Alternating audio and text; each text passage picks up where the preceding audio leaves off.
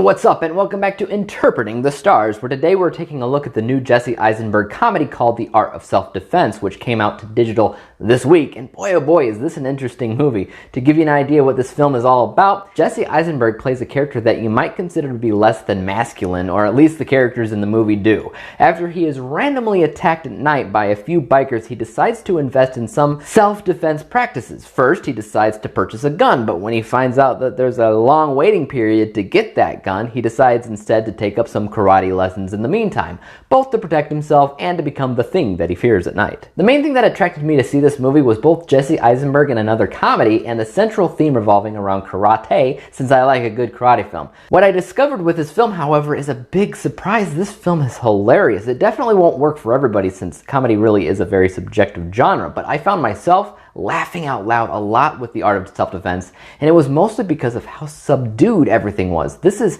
a very soft-spoken, monotone film. Everyone says everything either matter-of-factly or dead serious, but it's the thing that they say that are so absurd and bonkers that you can't help but laugh because it is so ridiculous.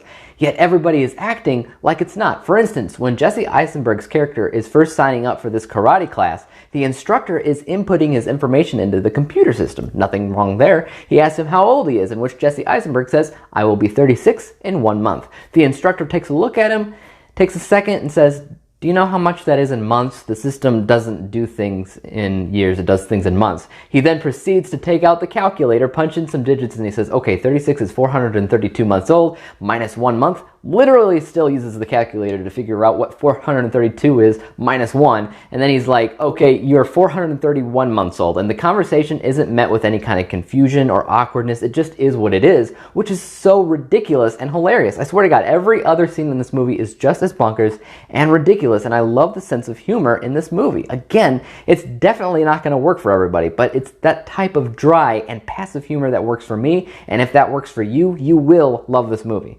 Now, don't get me wrong, it's not exactly a perfect film by any means. It still has its own problems, as would any dry humor film. If you have everybody act really dry, really monotone, then that negatively affects the way that you perceive their characters, even by just a little, because they all start to blend in together, and obviously they don't have an incredible acting range since they all act the same from beginning to end, right? It's completely unavoidable due to the sense of humor the film is going for, but the technicality is still there, so I can't just ignore it. It's also not exactly a deep or meaningful film, nor is it trying to be. As a whole, I'd actually say this film achieved everything it sought after, though, since I don't have a ton of negative things to say about it. It just has a few things here and there that could have technically done a little bit better, like it could have done a better job introducing you to Eisenberg's character and the world around him more, but I think for the most part it just dove right into the story at hand and never really allowed for more build-up. I also think the climax of the film worked from a narrative and character development standpoint, but a lot of people might watch this movie and say, "Is that it?" Because I think a lot of people might be expecting something else, maybe something more from this movie. It is a karate film, so wouldn't it be too far-fetched to expect a grand finale fight?